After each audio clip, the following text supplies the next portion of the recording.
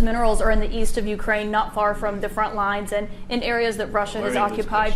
Will you direct President Putin to withdraw his forces from those areas if there's U.S. interest there? Well, we'll take a look at the time. We have a lot of area. It's a very big area we're talking about. So we'll take a look. I'll study that and I'll see. And who would protect those minerals if they are U.S. interests? Would that be Ukrainian forces, European forces? The agreement will protect them. U.S. forces? Agreement, yeah. We're signing an agreement. You know? Right, but what if Russia tries to invade or there's Russian aggression in those spots? What would you do? I just told you, I don't think that's going to happen. And if that were going to happen, I wouldn't make a deal. If I thought that was going to happen, I wouldn't make a deal.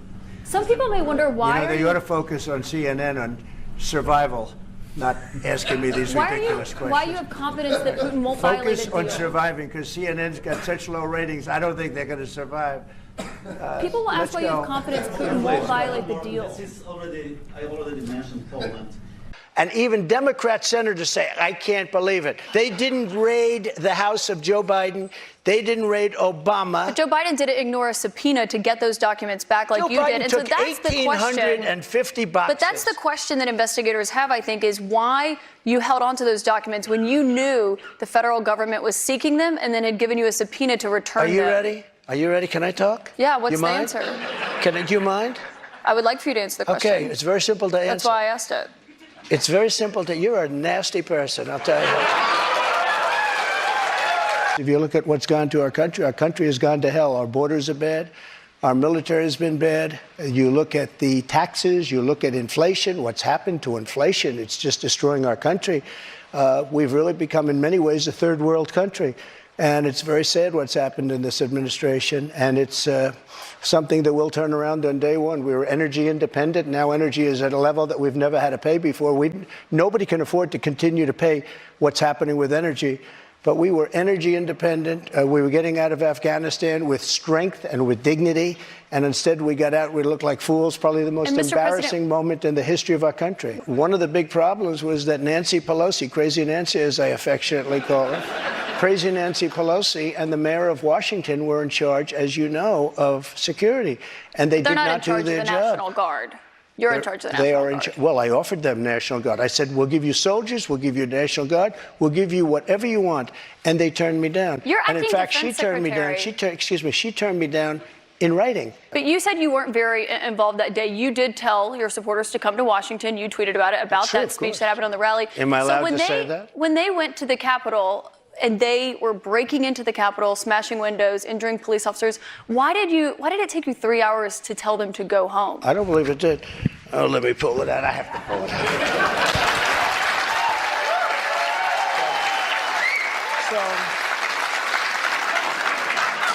So if you look at, on January 5th, the day before, I said, please support our Capitol Police and law enforcement.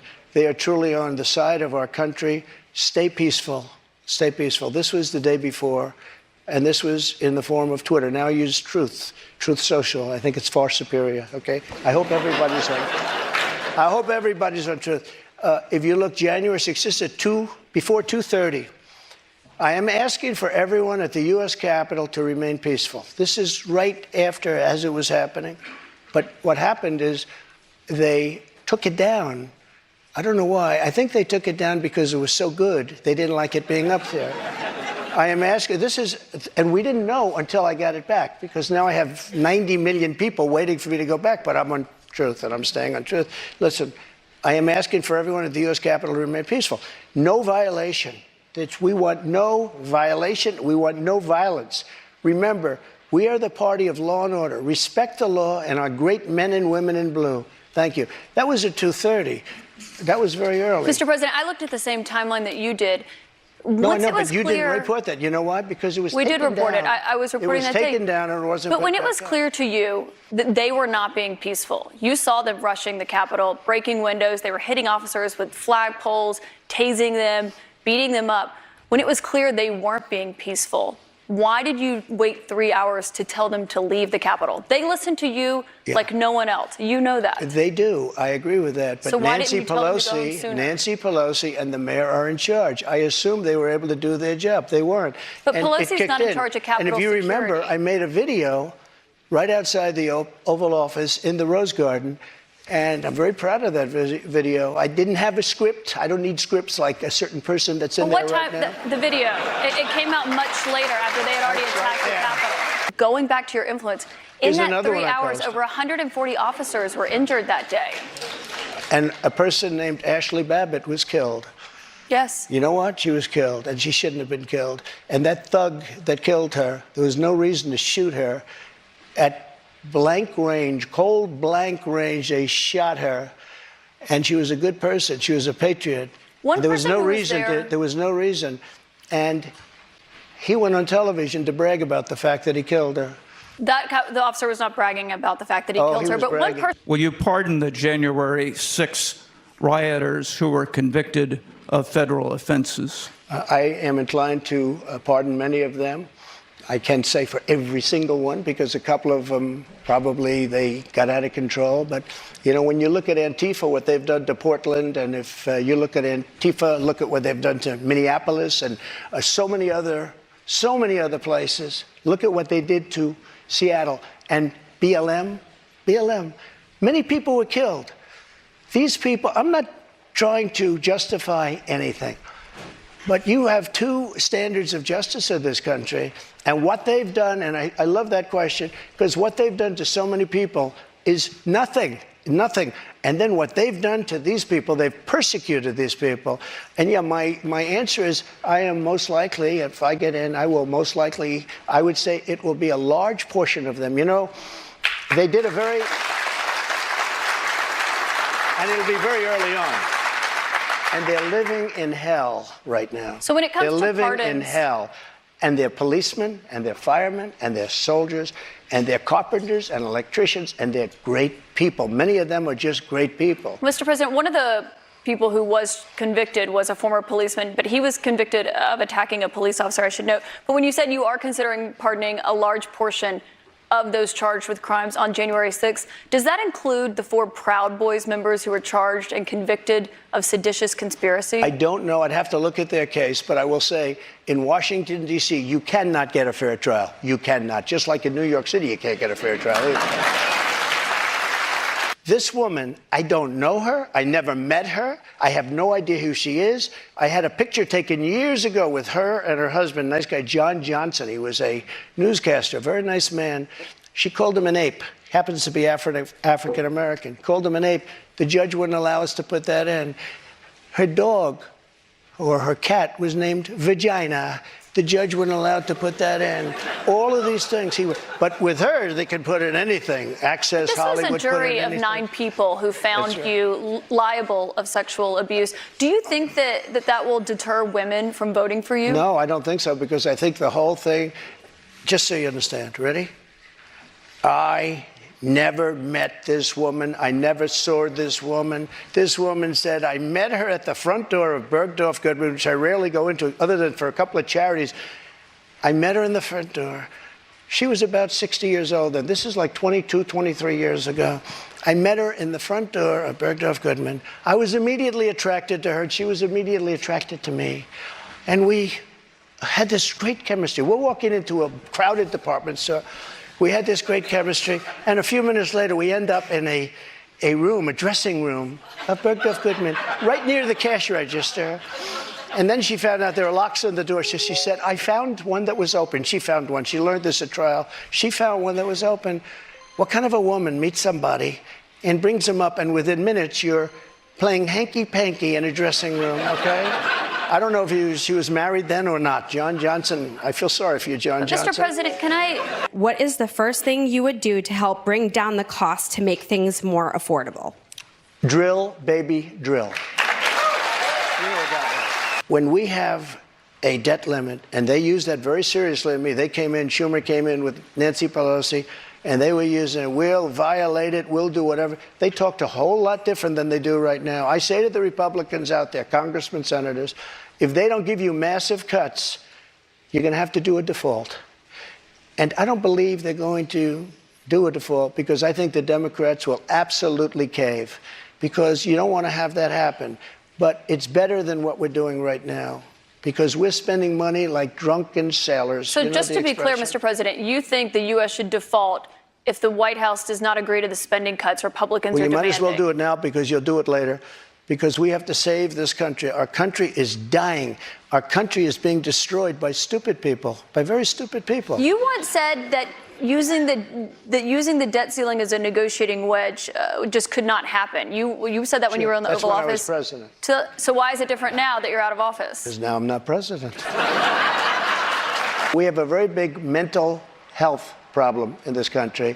And again, it's not the gun that pulls the trigger, it's the person that pulls the trigger. And we have to protect our Second Amendment. We have to protect our Second Amendment. Mr. President, you dealt with a lot of mass shootings when you were in office. This year, there have already been more than 200 mass shootings in 2023. If you are reelected, are there any new gun restrictions that you would sign into law? I would do numerous things. For instance, schools, we would harden, very much harden. And I'm a very believer. I believe in teachers. I love teachers. I think they're incredible. And they love the children, not quite like the parents, but they love the children in many cases almost as much. Many of these teachers are soldiers, ex-policemen. They're people that really understand weapons. And you don't need 5% of the teachers would be more than you could ever have if you're going to hire security guards. But in addition to that, have security guards, you have to harden your entrances. You have to make schools safe. And you can make other places safe. But it is a big mental health problem in this country more than anything else. If you look at Chicago, Chicago has the single toughest gun policies in the nation. They are so tough you can't breathe. New York, too, and other places also. All of those places are the worst and most dangerous places. So that's not the answer. I consider the other side to be radical because the other side, under Roe v. Wade and other things, the other side, they're radical because they will. Remember the debate with Hillary Clinton? I said, rip the baby out of the womb at the end of the 9th month. They will kill the baby in the 9th month. If you look at that crazy governor of Virginia from the former governor, where he said, no, the baby will be born, and then we'll decide essentially whether or not to execute the baby. But, Mr. President, can we talk about what you would do if no, but you these are the radical people. Re-elected? It's not the pro-life people that are radical. But if you are reelected and you're... People that will kill a baby in the 9th month or the 8th month or the 7th month or after the baby is born, they're the radicals, not the pro-life people. I just want to give you... You're going to have millions of people pouring into our country right now at a level that nobody's ever seen before. These people are sick. Anybody that wants this to happen to our country, they're destroying our country, and this should not be allowed to happen. How they're not going to do a version of Title 42 or my Title 42, which was tough. If people are sick and have infectious diseases and lots of other problems, we don't want them being into our country. We have enough problems right now. We have problems like we've never had in the history of our country. But, Mr. President, our country is being destroyed. A country has to have borders. There's never been anything like is happening to our country right now. You built about 52 miles of new wall when you were in office, Mr. President. It wasn't the complete wall. One other thing that with no, but I have to respond to that. With your immigration, it was only about 52 miles of new wall. This is what she does. I built hundreds of miles. Some of the wall was up there, and it would be laying on the ground, rusted, rotten steel, rusted, rotten wood, and what the radical left crazy Democrats did, if there's a piece of wood laying down, they consider that a wall. I built 30-foot walls that go down 7 feet into the ground. If there was a little piece of wood sitting in the ground, they said, oh, he's not building a wall. We already had a wall. Because this is the game. They're a party of disinformation. It's not a game, Mr. President. It's about 52 miles of new wall. One other immigration policy you had when you were in office. I built new wall. 52 miles for hundreds of miles. CBP, Mr. President. What I did is I replaced other wall that was laying down, that was up and rotting in the ground for 30 years. If I were president, this would have never happened. And even the Democrats admit that. Putin knew it would have never happened. And his pipeline would have never happened. A lot of things would have never happened. But this would never happen. And all those dead people, both Russian and Ukrainian, they wouldn't be dead today. And all those cities that are blown up and disintegrated right to the ground, that wouldn't have happened. Would you give Ukraine weapons I was and impeached funding? By a crazy woman named Nancy Pelosi. But the question here is, would you give Ukraine weapons and funding if you were elected? I would sit down. Let me just put it a nicer way. If I'm president, I will have that war settled in one day, 24 hours. How would you settle that war in one day? Because I'll meet with Putin, I'll meet with Zelensky. They both have weaknesses and they both have strengths. And within 24 hours, that war will be settled. It'll be over. It'll be absolutely over. Do you want Ukraine to win this war? I don't think in terms of winning and losing. I think in terms of getting it settled so we stop killing all these people and breaking down this country. Why did you take those documents with you when you left the White House? I had every right to under the Presidential Records Act. You have the Presidential Records Act. I was there and I took what I took, and it gets declassified. Biden, on the other hand, he has 1,850 boxes. He had boxes sent to Chinatown, where they don't speak even English in that Chinatown we're talking about. But I got to stop you right there. Nobody talks about him, they because talk about us. Just so you understand, I had every right to do it. I didn't make a secret of it. You know, the boxes were stationed outside of the White House. People were taking pictures of the GSA of the various people. I got to stop you right there, though, because the Presidential Records Act, which is not well known to a lot of people, I read it. It does not say that you can take documents with you. It says actually that they are the property of the federal government. It says you talk, you negotiate, you make a deal. It's not criminal, by the way. The Presidential Records Act is not criminal. And just so you know, it does not say you can negotiate to take the documents with you. Can I tell you? Just so you understand, the Presidential Records Act is not criminal. I took the documents. I'm allowed to. You know who else took them? Obama took them. Nixon took them. Obama Reagan did not took take them. documents. Oh, he didn't? The difference here that I'd like to know. Reagan the National took Archives says that President Obama even Jimmy did not Carter, take documents. even Mike Pence had some documents, and he's a very honorable guy. You referenced But you know who Biden. took them more than anybody is Joe Biden. He has 1,800 boxes. That's And not nobody accurate, even Mr. knows where President, they and you are. know that. 1,800, and nobody talks about him. It What happened included when a you had raid those on my documents? house. That's what it included. But they didn't raid. You'd gotten a they subpoena didn't raid and they had not Biden's been house. turned over yet. They didn't raid Biden's house. You know what happened? They put him in the house. That's the one with the Corvette, where the documents were laying all over the floor. That was fine. And you know who happens to be at Mar-a-Lago? Secret Service, and they're phenomenal. I have Secret Service. He didn't have Secret Service. The other thing, the vice president cannot declassify. He didn't have the right to declassify. He has documents from when he was a senator. And even Democrat senators say, I can't believe it. They didn't raid the house of Joe Biden. They didn't raid Obama. But Joe Biden didn't ignore a subpoena to get those documents back like you did. And so that's the question. 1,850 boxes. But that's the question that investigators have, I think, is why you held on to those documents when you knew the federal government was seeking them and then had given you a subpoena to return them. Are you ready? Are you ready? Can I talk? Yeah, what's the mind? answer? Do you mind? I would like for you to answer the question. Okay, it's very simple to answer. That's why I asked it. It's very simple to. You're a nasty person, I'll tell you. Can you answer why you held on to the documents? I was negotiating, and we were talking to NARA, that's Washington, to bring whatever they want. They can have whatever they want.